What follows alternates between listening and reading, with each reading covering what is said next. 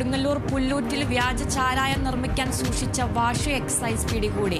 മന്നാർത്തായം കായൽ ദേശം ആളൊഴിഞ്ഞ പറമ്പിൽ നിന്നാണ് 100 ലിറ്റർ വാഷ് പിടികൂടിയത്. എക്സൈസ് ഇൻസ്പെക്ടർ പ്രദീപിന്റെ നേതൃത്വത്തിലായിരുന്നു പരിശോധന.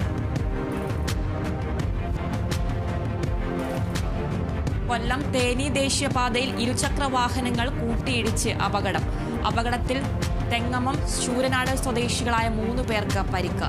എതിർദിശയിൽ വരികയായിരുന്ന വാഹനങ്ങൾ തമ്മിലാണ് കൂട്ടിയിടിച്ചത്. പരിക്കേറ്റവർ ചികിത്സയിൽ.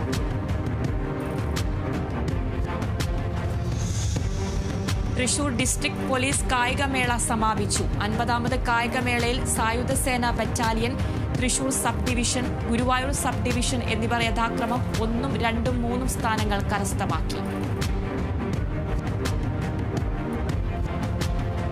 തൃശൂർ കയ്പമംഗലം ഗ്രാമപഞ്ചായത്തിൽ അർഹതാ നിർണയ ക്യാമ്പ് നടന്നു.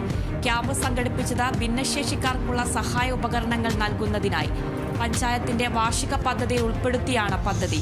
പരിപാടി വൈസ് പ്രസിഡന്റ് മണി ഉല്ലാസ് ഉദ്ഘാടനം ചെയ്തു.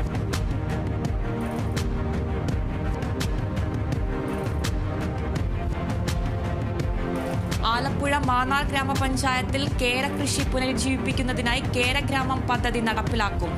കർഷകക്ഷേമ വകുപ്പ്, കൃഷിഭവൻ, കാർഷിക വികസന സമിതി എന്നിവയുടെ സംയുക്താഭിമുഖ്യത്തിലാണ് പരിപാടി സംഘടിപ്പിക്കുന്നത്. Panchayat president T V Rathnakumari ഉദ്ഘാടനം ചെയ്തു.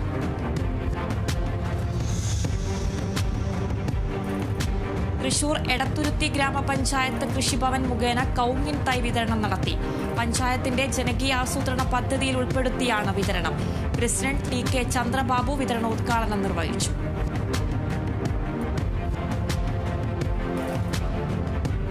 തിരുവനന്തപുരം കോട്ടൂർ ഗവൺമെന്റ് UP സ്കൂളിൽ ഭക്ഷ്യമേള സംഘടിപ്പിച്ചു.